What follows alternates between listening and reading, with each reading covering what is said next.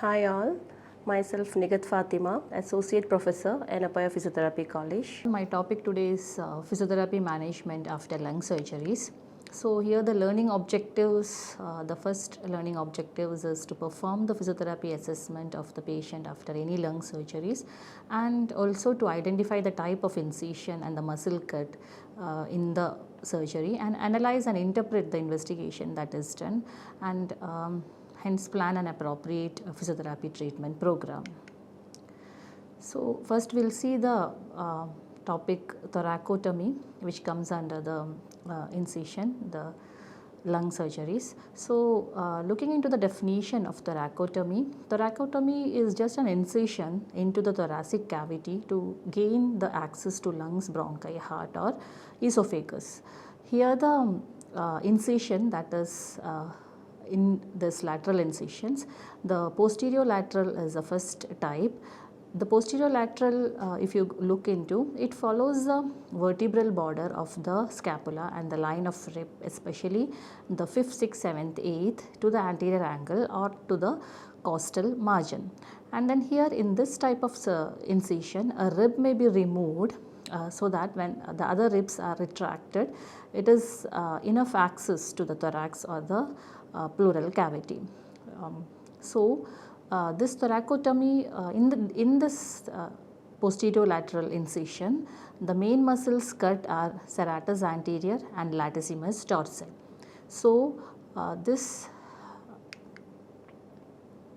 This is the incision site, that is the posterior lateral, where the thoracotomy is made on the right side, and then you can see the incision site here, and the ribs are spread and the lungs are retracted also to reveal the thoracic vertebra.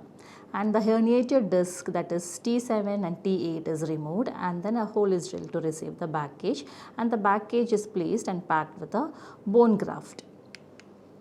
Now the next incision which is made is anterior lateral, and anterior lateral, this starts close to the midline in front, which follows along the line of the rib and below the breast to the posterior axillary line, where the serratus anterior and the pectoralis muscle is being cut, and this incision is usually used for the mitral valvotomy and pleurectomy. And then here this incision can extend to the opposite chest cavity, where it is a very good access for the lung transplantation, because it acts as a bilateral incision from anterior to lateral. Next is anterior incision, in which the first one is transverse, that is submammary, and this passes across from one side of the fourth intercostal space to the other, and this is an alternative incision. This is an alternative incision to the vertical median sternotomy, where it is mainly used for open heart surgery, where the scar, which has a less obvious scarring vertically in submammary comparatively to the median sternotomy. Now this median sternotomy, this involves the splitting of the sternum down the middle with no muscles cut other than the intervening aponeurosis of the pectoralis major, and it is mainly used for open heart surgery, and it is basically the muscles cut here is pectoralis major and the minor. And the vertical, in vertical median sternotomy, the scarring is very obvious, and it remains a stigma in the woman population, mainly when the scarring is obvious. Next is thoracolaprotomy incision, and this is along the line of the 7th or 8th rib, and there may be an abdominal incision as well. That is thoracotomy, incision on the chest wall, and laparotomy, that is incision on the abdomen. It is mainly, it mainly gives the access to the lungs, esophagus and diaphragm, and whereas also to the organs like stomach, kidney and liver in the laparotomy incision, and it is mainly used in the case of malignancy, traumas and the infection, where you will have to have a bilateral access. Next we will look into the types of operations. The first one is pneumonectomy, the second is lobectomy, segmental and wedge resection, and then sleeve resection. So these are the 5 types of operations So first we'll look into pneumonectomy. Pneumonectomy is the removal of the entire lung, and it is often with mediastinal lymph nodes or a part of thoracic wall. Whereas lobectomy, it is only the removal of an entire lobe and sometimes with a section of the thoracic wall. It is only sometimes, but it is basically the removal of the entire lobe. Segmental or wedge resection, the segmental resection is the removal of bronchopulmonary segments, and the wedge resection is the removal of the small part of lung tissue, whereas sleeve resection is only the removal of an upper lobe together with the section of the bronchus. Now coming into the complications of pulmonary surgery, we have respiratory complications, chances of respiratory complications, circulatory, wound, and then joint stiffness, muscle weakness and postural deformity. Looking into the respiratory factor, mainly in the posterior lateral incision, there is a chance of change in the mechanics of the respiratory movements, and mainly looking into that. And the respiratory complications, the muscle cut, the weakness of the muscles and the secretions that is accumulated, all that you have to look into in the respiratory, circulatory, DVT and other things. And wound healing, you have to look into the complications, and in physiotherapy treatment looking into the prevention of the thing. And joint stiffness, it is mainly on the shoulder and shoulder girdle, where you have to strengthen, and then the mobility of the shoulder joint has to be improved. And muscle weakness, in different incision different muscles are being cut, so looking into the type of incision you can look into the preventing of the muscle complications further. And in postural deformity, you can see a different kind of postural deformity based on looking into the type of incision, that is an anterior-lateral, posterior-lateral or transverse, and then stoop position, scoliosis if it is a posterior-lateral incisions and other things. Now the drains and tubes after the surgery which is placed, there are two types of drains, that is open and closed. Whereas open is a small tube which may be inserted into a pocket of pus and which then drains out on a dressing. Closed is just to drain air or fluid from the pleural cavity, and the amount and type of drainage, it is mainly 200 ml of drainage in the first 24 hours, and you need to look into the other things like air leak, swing of water, suction, the tubes and the clamps are on place. So this is the drainage system which is mainly used. That is the first one is a collection part, that is the fluid is being collected, and the second drainage bottle acts like a water seal, that is a water seal to prevent the air leak to the pleural cavity, and the third one acts like a suction control, that is suctioning control accordingly the fluid and the air can be suctioned according to the need of the suctioning. So this is the draining fluid from the chest. So coming into pneumonectomy, this involves the removal of an entire lung. So radical pneumonectomy, which includes only the excision of the mediastinal glands with dissection from the chest wall or pericardium, and part of the chest wall may have been removed.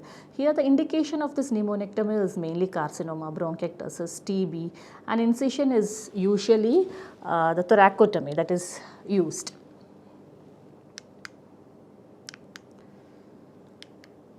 So the preoperative physiotherapy in this case is, as soon as a patient is admitted, you have to plan your aims. The first aim remains to gain the patient's confidence, to clear the lung fields, and to teach the respiratory control and inspiratory holding, to teach postural awareness, to teach arm, trunk and leg exercises, and to teach the mobility into the bed, that is the bed mobility exercises.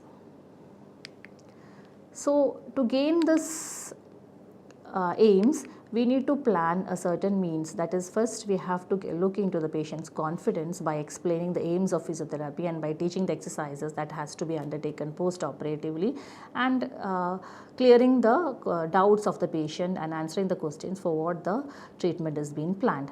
First, looking into the clearing of lung fields, first you have to discourage smoking if the patient is smoking, and then you can look into a manual technique like clapping, vibration and shaking along with the postural drainage position for the sound lung, and then forced expiratory techniques also can be taught, and patient is instructed how to support the wound, teaching them right splinting and effective huffing technique.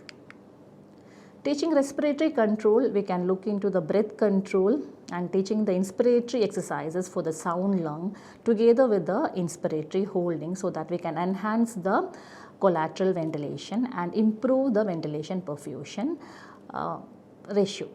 And then post-operative physiotherapy for this is check whether the patient is on oxygen therapy and whether there is drain in the thorax, and rate and depth of respiration also can be recorded, and the patient must avoid straining with coughing so that the splinting is taught properly, and looking into the analgesia part, and then inhalation of benzoin tincture.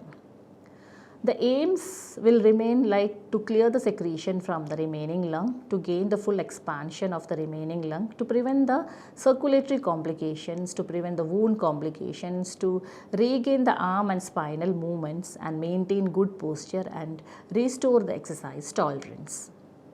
Steps of rehabilitation, that is from the day of operation, the patient is on half lying with pillows arranged behind the neck and back, possibly on both the forearms, and on a pillow on the lap, and the expansion breathing exercises for all areas of the lung, and the foot and ankle exercises can be started on the day of operation.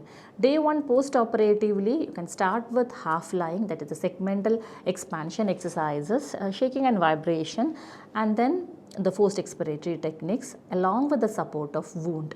And then end of the day, patient should huff with self-support, that is a progression what is expected in the patient, and the foot and ankle exercises, postural correction, that is a biofeedback, visual biofeedback along, the patient has to improve the postural correction, and then patient may sit out of the bed, that is a bed mobility exercises also can be started on the day 1, that is the arm on the affected side must be into full elevation, hand behind the head and then hand behind the back, hand behind the opposite side.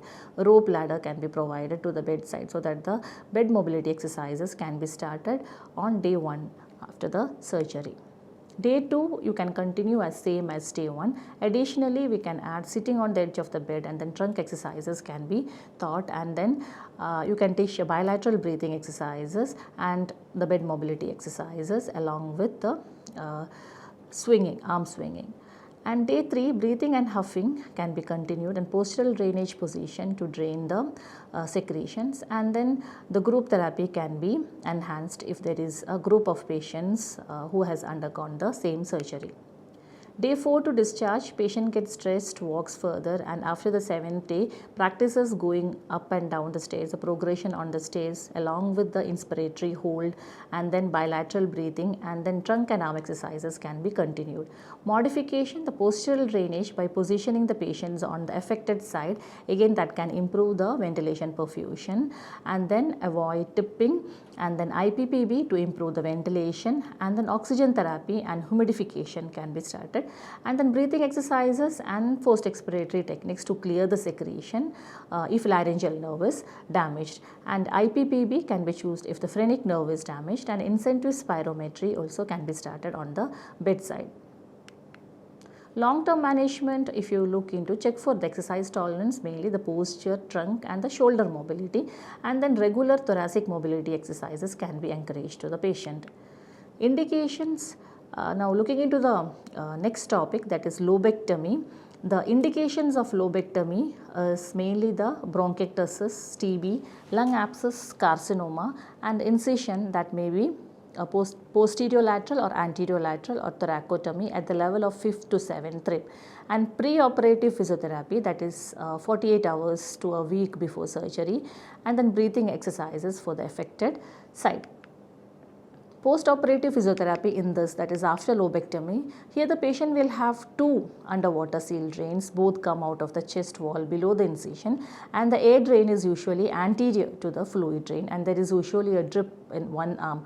So oxygen therapy and humidification can be used up to 24 hours, and benzoin tincture, and then analgesia which is given, and then patient treatment will be as in the day of operation, that is given after the analgesia, that is in the half lying breathing exercises, especially in the segmental, to expand the remaining lung tissues and the vibrations over the unoperated side, and then again the forced expiratory techniques, and then foot and ankle exercises to prevent the circulatory complications. Day 1, that is the session of the treatment can be increased to 3 to 4 times as necessary, and then we can look into different techniques like half lying and then breathing exercises with addition of inspiratory holding to enhance the collateral ventilation, and vibration to the operated side plus percussion, side lying on an unoperated side. And when positioning the patient, we'll have to check the drains are free and that the upper arm is supported by a pillow always. The underneath shoulder should not be on the pillow supporting the head. It is often helpful for the patient to have a pillow under the top knee. And then expansion breathing exercises are given for the remaining lung tissue using a manual technique. If necessary, the foot end of the bed can be raised to give the postural drainage position. And returning the patient to half lying and checking the position so that the shoulders are on level and weight is taken equally on both the buttocks, and exercises for the arm on the operated side also can be focused. For example, assisted arm elevation, assisted arm movements to touch the back of the neck and opposite shoulders by giving the movement. Leg exercises, if you look into foot and ankle movements, quadriceps contractions, alternate hip and knee bending and stretching. And during the afternoon, the patient will have to sit out of the bed, and it is important to ensure that the drains are not on being kinked or blocked during your treatment program. Day 2 as first day, but add self-supported huffing, and then arm exercises should be on full range, auto-assisted, and elevation can be practiced hourly. Add trunk exercises in sitting, and hands on shoulders bend side to side, and hands on shoulders turn side to side, and abdominal contraction can be encouraged on the day 2. No cross leg sitting, because cross leg sitting can put a pressure on the abdomen, which can hinder the breathing pattern and then increasing the chances of chest complications. So you have to advise a patient not to have a cross leg sitting, and both drains are also usually removed by the end of the second day, and the fluid drain may be left if there is less than 200 ml drained in 24 hours. So the patient should have a short walk if necessary and the drainage bottle on a trough. Day 3 and 4, 1 or 2 treatments per day, that is a trunk and arm exercises should be continued, and walking can be extended. Patient encouraged to dress in normal clothing and go up and down stairs, and group therapy can be started. Subsequent treatment can be continued, and bilateral breathing exercises and stitches are taken out around 7 to 10 days and discharges between the 10th day. Modifications, that is expansion of the remaining lung tissues on the operated side. If secretions accumulate in the intact lung, the patient may be treated lying on the operated side. Long-term management, you have to have a regular checkup and check especially for the thoracic mobility and non-head drain scar, and all the areas of lungs are expanding. Next is thoracoplasty. This is operation which is performed to produce a permanent collapse of the lung, and it may be used in the pulmonary tuberculosis or chronic empyema. The operation consists of resection of a varying number of ribs, leaving the periosteum in position, that is 4 to 10 ribs may be removed. 2 main complications, that is mainly deformity and an alteration of the movement, the paradoxical movement, that is called as paradoxical breathing, where you will have the chest wall movement inward during inspiration and then vice versa during expiration. Preoperative physiotherapy for this teach breath control, teach expansion of the remaining lung and the forced expiratory technique, teach postural correction, and then teach shoulder and shoulder girdle exercises. Post-operative physiotherapy, on the day of operation, treatment given after the analgesia and half lying, and breathing exercises to expand the lower areas of the lungs bilaterally, and the PT applies firm pressure over the apical areas of the thorax, and the patient is encouraged to huff or cough Day 1, postural correction must be started with the physiotherapist instructing the patient to push the head sideways against the manual resistance towards the affected side and to push the shoulder down and back. Active assisted arm movements are also practiced on both sides. Day 2, breathing exercises and cuffing can be continued. Postural correction progresses so that the patient has to align the head and shoulder and the thoracic spine with scapular retraction without the guidance. Day 3, the patient will be up and about and manually resisted exercises can be progressed for the shoulder girdle and arm on the affected side, which should be included. And then day 4, the trunk exercises in sitting. Day 5 to 7, the trunk exercises in standing and postural correction can be carried out. Day 8 to discharge, the patient almost practices the exercises to maintain the trunk mobility and thoracic cage mobility and a good posture, which has to be continued at home for at least 3 months after discharge, and the patient can come for a regular checkup for postural and thoracic expansion. Now, operations on the pleura, we have pleurectomy, abrasion, pleurodesis and decortication of the lung. This all require a laparotomy and hence the principles of the physiotherapy follow the same as lobectomy.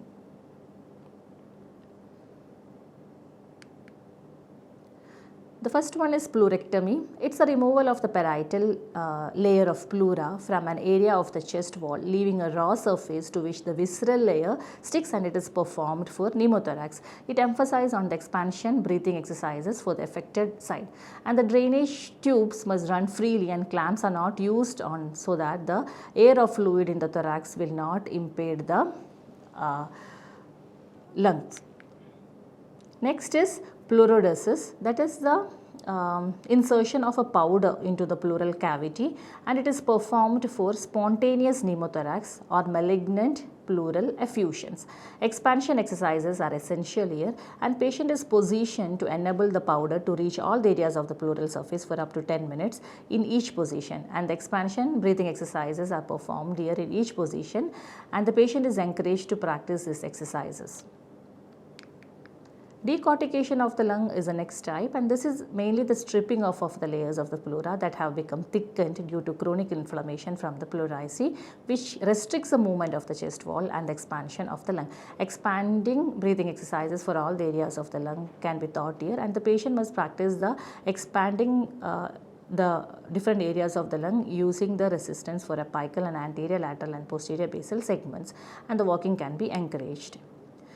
Next is lung transplant, and here the main complications of the lung transplantations are infections, pulmonary edema, hypercapnia, that is increased oxygen, increased carbon dioxide in the blood, or then there is obliterative bronchiolitis where there is inflammation and scarring of small airways in the lungs, and that will restrict the airflow or obstruct the airflow entry, and there is a stenosis, that is a narrowing. Now, physiotherapy treatment here is preoperatively exercise program must be incorporated and non-invasive ventilation is required while awaiting a donor organ. Post-operatively, prevention of infection is very important, close suctioning, continuous humidification and modified postural drainage position. Now, manual hyperinflation and IPPB also should be used with caution, and there is a risk of pneumothorax or bronchial dehiscence. So, in the early stages, the progressive exercises regime, this regime can be followed, like day 1 and 2 sitting out in the chair, day 2 upper limb exercises and static pedals, day 3 to 4 walk around the room, day 4 walk outside the room, that is progression, and then day 5 it can be exercises in the gym and stairs, and that is a progression of exercises, and after the discharge continue an exercise program can be planned at home. So, attention is focused on the recipient and the donor too in this case, and the donor's relatives are also vulnerable at this time. So, PT may be requested to maintain an oxygen to the organ that has to be transplanted. So, that is also important. Physiotherapy may be requested mainly to maintain the oxygenation to the organ that has to be transplanted too. So, we need to look into that area too. Thank you.